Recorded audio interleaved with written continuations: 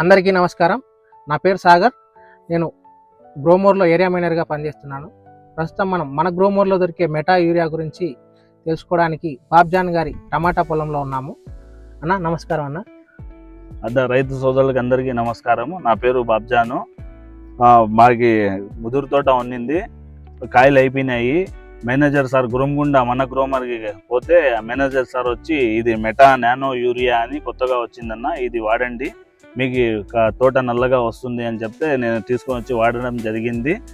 వాడిన తర్వాత ఒక వారం తర్వాత వచ్చి బాగా పచ్చదనంగా తోట వచ్చింది.